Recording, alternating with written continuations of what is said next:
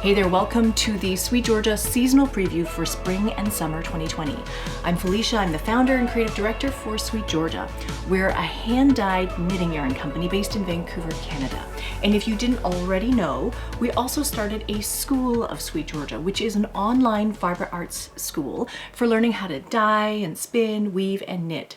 We host a community of makers and crafters there, and we help sort of support each other as we work through the content and through our Make 9 challenges and sort of anything else that we're planning to learn there. Now, before I go on and talk about all of the stuff sitting in front of me, I wanted to share maybe two big bits of news. So as you know, in this year, September 2020, Sweet Georgia is going to be celebrating its 15-year anniversary. So we know that it's a big year of transitions. And the first of these big transitions is that we're actually going to be moving our studio and expanding into a newer, bigger space later on this year. So this is not happening yet, but it will happen this summer. We just wanted to give you the heads up. I'm not going to share the address right now because the current tenant is still using the space and I don't think they really want to be receiving our mail just yet. But this summer, Sweet Georgia will be moving into a new studio space that is going to house our brand new dye studio. It's going to have a retail showroom, which is 4 times bigger than what we have right now, and all of our workspaces, including a dedicated film set for the School of Sweet Georgia. So that means that we'll be able to film more content more easily, more consistently, more frequently, which means more courses and more workshops for the school. The space is going to be twice as large as our current space, and I have a whole room which will become basically a new fiber studio / film set. So that means I have space for a new loom. So probably in June, I will share more details and kind of try to take you on a tour inside the space. But right now, I just wanted to give you the heads up that we will be moving later this year. It's not very far from where we are right now, but it's just probably about a 5 or 10 minute drive. It's still in Vancouver. And interestingly, so when we were reading through our survey results, the Sweet Georgia survey that we did many weeks ago, many of you guys said that your wish was that we would relocate to your hometown, and failing that we should at least move to a place that was closer to public transit. So we're doing exactly that. We're moving the studio. This new studio will be significantly easier to get to by public transit. The second transition that I wanted to give you a little bit of a heads up about is that we're doing a little tiny bit of a rebranding again later this summer. So with the new studio and a new address, we obviously need to refresh pretty much every single document and booklet and postcard that we have. So it gives us an opportunity to do a brand refresh. It's kind of an opportunity for us to pull together the various projects that we've created through Sweet Georgia, including the School of Sweet Georgia, our Make and Hue magazine, our patterns, our lookbooks, our courses, our workbooks, like literally everything. We just want to pull together all of that. So you guys might notice some changes to our logos and our graphics starting later on this year. Okay, so that is it for news updates. So let's talk about colors and yarn. As you know, we decided to do something kind of different in the hand-dyed yarn world. A couple of years ago, after realizing that we had designed and created hundreds and hundreds of colorways and dye recipes, we decided to do a color cull and cut down our active colorways to just 80 colorways that we call our core collection. So this was a really fantastic opportunity for us to intentionally pull together and create a palette of colors that we consider to be our signature colors. You know, colors that work really, really well together and that have kind of like a Sweet Georgia vibe.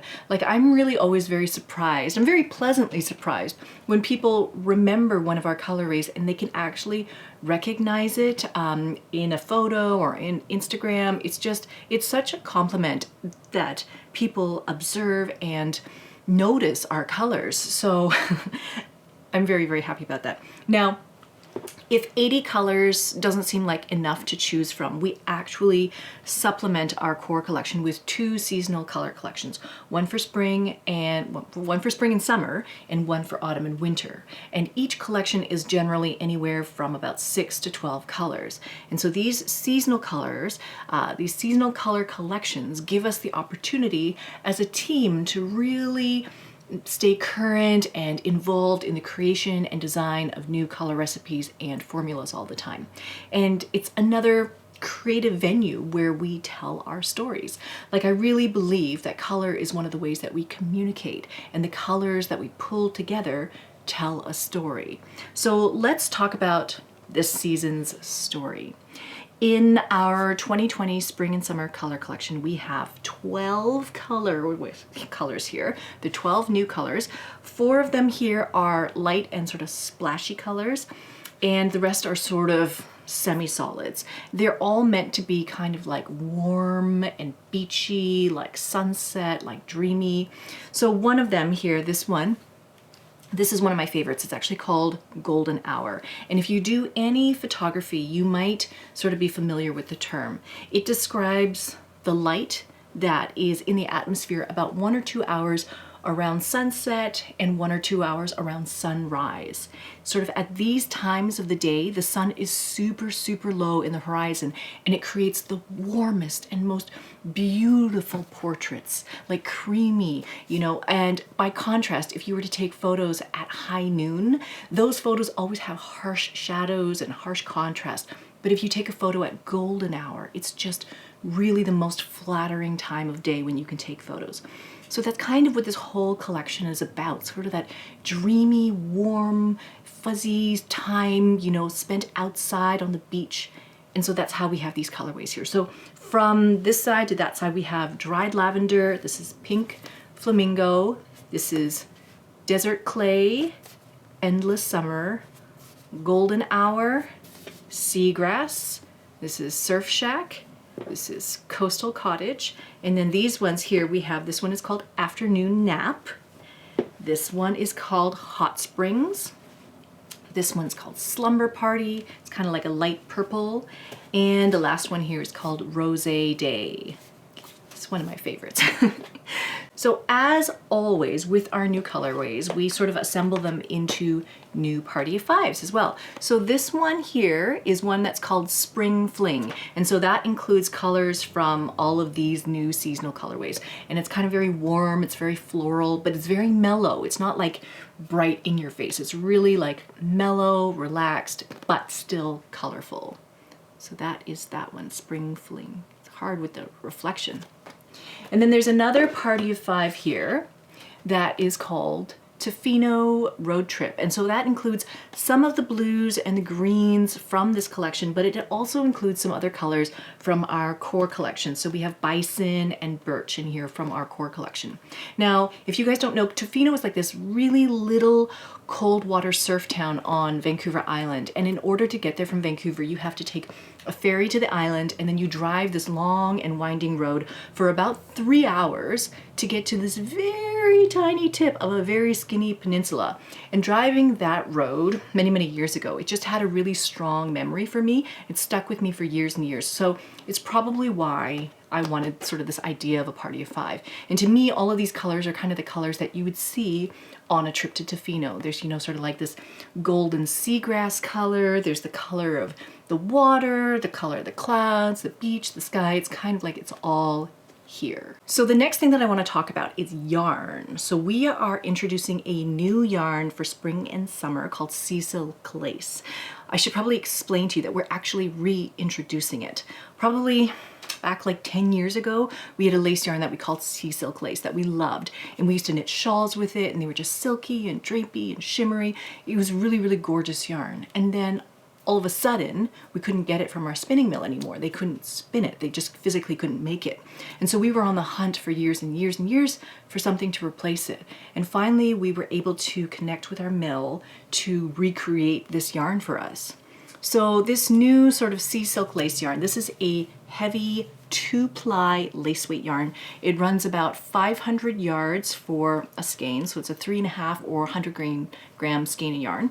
It is 65% silk and 35% sea cell fiber, and I'll explain what that is in a minute. But the feel of this yarn is like it's buttery soft, it's really shimmery, it's drapey, it's just like we wanted. Sometimes knitters or crocheters are intimidated about working with lace weight yarn because it seems like it goes really slowly, but this lace yarn is on the heavier side, and so it's actually easier to hold, easier to get a grip on. We often talk about how lace is actually a really great value when it comes to making projects, because one skein will typically make an entire shawl. So you can get just like one skein of lace weight and it will make an entire project. You aren't left with a whole bunch of random, like, leftover orphan skeins in your stash. So let me just quickly show you these beautiful spring and summer collection colors in the sea silk lace. Now you can see that compared with the Tough Love sock, so if we take these two, these are both dried lavender. This is the Tough Love sock and this is the sea silk lace. You can see that the sea cell, it takes it in a lighter way. It's a little bit cooler. It's a little bit cooler. It's a little bit lighter, but still very pretty. Okay, so finally, let's talk a little bit about sea cell. What is sea cell? So like I said, these are 35% sea cell fiber. And what is that? Like, where did it come from? So sea cell is actually a cellulose fiber, meaning that comes from plants. It's actually made from seaweed. It's from a brown algae that they call knotted wrack, and that belongs to the seaweed family. So the seaweed is extracted and combined with lyocell, which is the wood pulp of eucalyptus trees. Tencel is the other name for lyocell. So if you know what tencel feels like, you have an idea of what sea cell feels like. It's very, very soft, it's silky, it's smooth, and it's entirely plant-based. Now, again, referring to the customer survey that we did a couple of weeks ago, the majority of our customers are looking for merino and for silk yarns, but one of the requests that we get from customers over the years, you know, it's an ongoing recurring thing, has been to add more non-wool yarns to our collection. And so that's why we brought in our flax and silk line, which is linen and silk, and now this sea cell and sea silk lace, which is sea cell and silk. Again, no wool. It's cellulose fibers blended with silk. Now, since our dyes are acid dyes, they stick to the silk portion, the protein fiber portion, and not to the cellulose portion. And so that's why the colors, you'll notice, are lighter in the sea cell versus the Tough Love sock. Now, sort of in a few weeks, I'm hoping to release a new hand-woven scarf pattern using this new yarn. But in the meantime, I wanted to show you how it knits up. And I have to give a huge thanks to Charlotte at our studio. We were talking about how nice it would be to have a sample to show everybody in this yarn. And so she took 2 skeins of this yarn home and she knit this entire scarf for us over the weekend. In 2 days, she made this entire scarf. So this is the lemon drop stole pattern that Tabitha designed for one of our mini May collections from a couple of years ago. And originally it was knit in fingering weight yarn to make a bigger stole. But in this case, Charlotte used smaller knitting needles. She said they were 3mm needles, and then she knit it with the sea silk lace to make a smaller stole, which is more like a sort of a scarf. It's kind of like worked out like this, but you can see sort of like how drapey it is. You can see how silky and soft it is, but at the same time, it blocks really nicely and produces really, really nice lace stitch definition. So you can see that there. So thank you to Charlotte. Everybody say thank you to Charlotte. It's really, really lovely. Okay, so we have talked about new colors, we talked about new yarns, so let's talk about new patterns now. Last year, Tabitha, our SweetGeorgia design director, and we decided to make a very intentional change to what we publish for knitting and crochet patterns. We realized that there was a huge number of patterns out there. Like, I was on the new Interweave website a couple of days ago, and by Interweave alone, there are 9,000 patterns. And we have published something like 200 or 300 patterns. And I don't even know how many patterns there are on Ravelry anymore. There's just a lot. There's a lot. And so we didn't necessarily think that there was much point to be adding to the volume of patterns out there.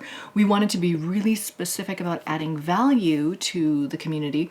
And so we wanted to publish patterns and designs that would help teach fundamental skills. So usually with spring and summer, patterns are centered around like the idea of light and lacy projects. And then in the autumn and the winter, we look at things like color work or fair isle, color blocking and texture, maybe cables. So this spring, we decided to publish 4 new knitting patterns that all have some sort of easy and accessible lace patterns in them. So there are 2 garments, this open cardigan vest that was called Spring Petals, and it's got a bit of lace at the bottom hem here. So something that's really, really easy to knit. There's also a little bit of lace at the shoulders. And then there's also this one inside. This one is called Early Dewdrops. It's kind of a tank top, and it's got some lace on the hem here at the bottom. So again, very, very easy, mostly stockinette, and then a little bit of very accessible lace. We also have a couple of items here. This is a shawl that is called First Blooms. This is a very easy shawl. Basically, you start knitting at one end and you start increasing all the way across until it reaches the widest portion, which is here. Wait, which is here. Which is there. That's the widest section. And then it just continues to decrease and decrease and decrease. So that is one shawl, and it's great because all you need is 2 colors. This happens to be Dry Lavender and Surf Shack, and then you can just blend any 2 colors in this way. So that's a very nice pattern, one of my favorites. And then there is this other shawl here, which is a big square shawl. It's a different structure and size. It seems like it's really, really big. But this is also quite easy and accessible to make. Very, very simple. You basically start in the middle with a few stitches to cast on, and then you gradually increase every other round, and you increase in 4 areas, and then that helps produce this square. So you're making this giant square. You just keep increasing on those corners, and then you change patterns to a different lace pattern for the border, a different color obviously, and that helps make this big square shawl pattern. Or it could be like a blanket, you can fold it in half, wear it like a triangle shawl, you can do all sorts of things. So lace knitting can seem really intimidating, like something you need to really work up to, but it's actually a lot more accessible than you think. And I always tell people that if you can make knits and purls, yarn overs and decreases, you can knit lace. That's basically all it is. Knits and purls, yarn overs, and decreases. So if you have been interested in learning to knit lace, we've actually made a workshop for that on the School of Sweet Georgia. And Tabitha, she hosts this workshop called Become a Lace Knitter. And it just goes through all of the basics about how to knit lace, showing you how lace stitches are made, to reading lace charts. So if you're interested in checking that out, you can find that new workshop, that new lace knitting workshop, on the School of Sweet Georgia at schoolofsweetgeorgia.com. So that's it for today. We talked about new colors, new yarns, new patterns for the design collection, new workshops for the school, and the fact that we're moving our studio in the summer. So there's lots of things happening at Sweet Georgia and lots more to come as well. All of the things that I've talked about today are available right now. And if you are a yarn shop owner and interested in any of these yarns or colors that I mentioned today, you can absolutely reach out to us to talk about bringing these yarns to your shop. You can email us at info@sweetgeorgiayarns.com about any of these things. And if you have watched this far, I really, really thank you for joining us for these videos. It makes me so thrilled to find a community of people who are so engaged, you know, knitters and crocheters and weavers and spinners. These are the people that I love to chat with and talk to. Thank you so much for being here. If you like this episode, please do hit the like button. And if you would like to see more things like this, please do hit subscribe. We publish a new video every Friday, pretty much every Friday. And I'm always talking about something to do with knitting or spinning or weaving or dyeing. Thank you guys so much for being here, and I will see you in the next one. Bye for now.